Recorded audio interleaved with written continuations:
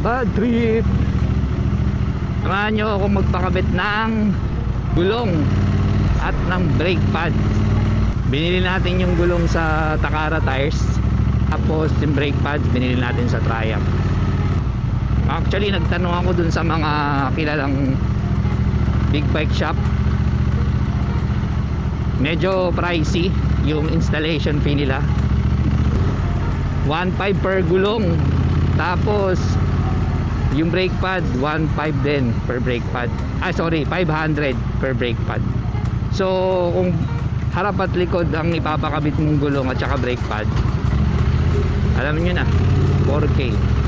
Triumph naman, ang charge nila doon is per hour of labor. So 1.5 per hour. Assumption ko kung sakali man doon ko pinagawa, abutin ako ng 3K. Kaya etong kakilala natin na pinagpakabitan na rin natin dati ng gulong natin ng Aerox, maayos naman siya gumawa. So malalaman natin kung kaya niya din ba yung big bike. So yun yung isa sa mga worry natin, baka ma-damage or masira yung Autex natin. Sinabihan ko naman na yung gagawa na ingatan kasi nga may Autex tayo. Sayang naman yun. Parang hindi na akong bumili nun ng isa pang gulong sakaling ma-damage yun. Pero confident naman ako dun kasi alam mo paminsan nga yung mga ganyan nag-vulcanize sa gilid, yan pa yung maraming mga experience sa iba't ibang klase sasakyan. Talaga lang kailangan mong i-instruct na ingatan. 4 years na yung gulong ko, magte 10,000 kilometers na yung mileage nito. Pwede pa naman tong pagtiyagaan siguro ng mga isa pang taon, mga 2 to 3K. Kaya lang ayaw na nating patagalin pa since magpapalit na din naman tayo, and meron din talaga tayong mga ride na malayuan. Kaya mas maganda na confident ka na yung gulong mo makapit at bago. So excited na din ako sa magiging itsura. Medyo aggressive kasi yung binili natin gulong, aggressive looking. Isa din to sa mga brand na paboritong ikabit ng mga ibang naka classic motorcycle.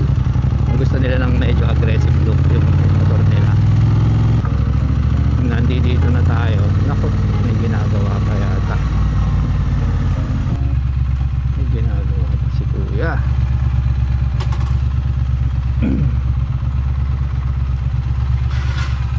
So ito yung stock na gulong natin. Kita nyo naman, oh. Nipis na din, no?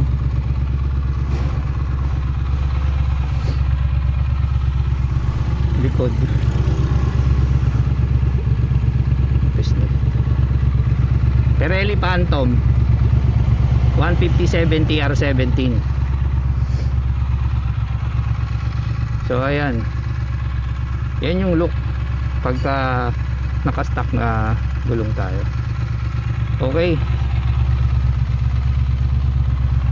gawin na natin to. Dito na tayo.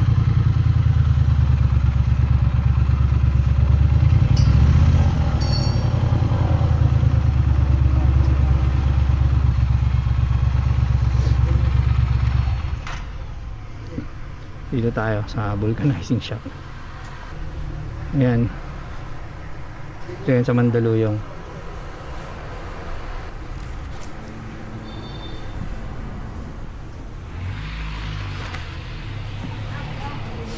Binuksan na pala. So So ito yung binili nating gulong. 150 70.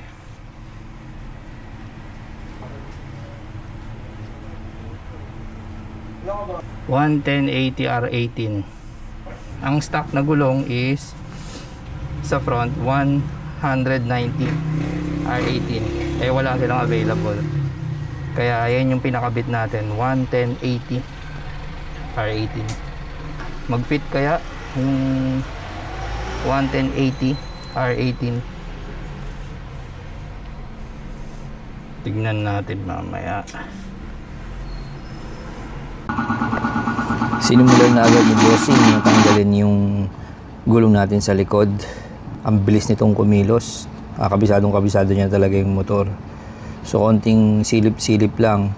Tapos ayan, ilalatag na yan dyan sa machine niya para tanggalin yung gulong. So nakatutok talaga ako dito kasi sinabi ko nga sa inyo may outex tayo.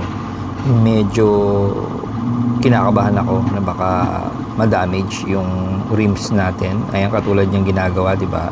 Guys, ayan, medyo yan, tinatanggal ng ganyan. So sinisilip ko yan. Nako, ayan, medyo kinikilig ako ng konti. Okay naman, natanggal naman yung gulong natin, wala naman yung sabit o gasgas. At eto yung sinasabi kong outex, mag-go 4 years na yan. Sabi naman ni kuya, wala pa naman singaw yan. Ayan. Ganda pa din ang kulay, ganyan pa din yung kulay dati nung pinakabit ko. So ayan, nilalagyan na ni kuya ng grease. Eto na, kinakabit na yung Pirelli Scorpion Rally STR na binili nating gulong. Ayan, dahan-dahan niyang kinakabit yan. Tapos ayan na naman, kinikilig na naman ako dito sa may pagsundot ng rims natin. Pero maayos yan, guys. Kita ko naman. Huwag kayong mangamba. So ayan, ayos na. Hahanginan na yan ni kuya. Tapos eto, old school to. Titignan yung kung may butas yung or kung may singaw yung gulong, ilalagay yan sa may drum na may tubig. Ayan. Dati nung sa mga bike ginagawa din yan eh. So nakaligtas tayo. Safe, walang bumula. So yan, kinakabit naman na ni kuya yung brake pads. Ayan, dala-dala ko yung binili kong brake pads sa Triumph. Guys, kasama na to sa bayad. So ang singil nga pala sa akin dito ni Bossing all and all na 700 pesos. Ang laking tipid nun, guys. From 4,000 to 700. So parang nilibre niya na yan. Napakabilis. Wala pa akong isang oras dito. Ayan, no? Kinabit na agad yung likod. Kita nyo, wow! Swabing-swabe yung itsura. 'Di ba? Iniikutan ko lang ngayon, guys, kasi hindi ako makapaniwala sa itsura. Ang ganda. Aggressive looking talaga. Hindi ko na pala pinakita yung video ng kinakabit, tinatanggal at kinakabit yung front tires natin kasi pareho lang naman ng step. Tsaka medyo madilim dun sa unahan niya, sa looban. So kaya yung likod na lang yung pinakita ko sa inyo. Ayan, nilalabas na ni kuya. Talaga naman nabibigatan din siya dyan. Kasi nga nasa 220 kilos yan. Ayan. Okay, salamat boss. Thank you. Okay na? Oo.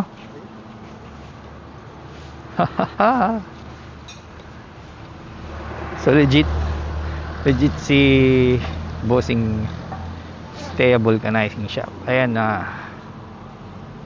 Napakabit natin. Guys, ang lupit naman. Guys, look at that.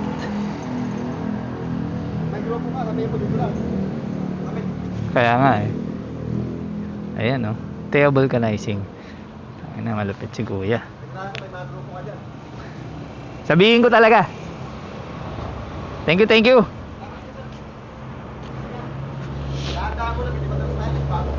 Oo nga eh.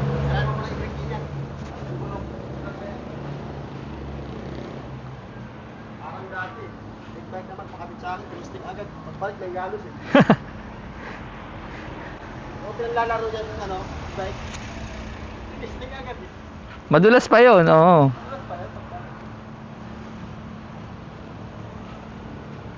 So, sinasabi ni Kuya, dahan-dahan lang muna kasi madulas pa to eh. Tama naman.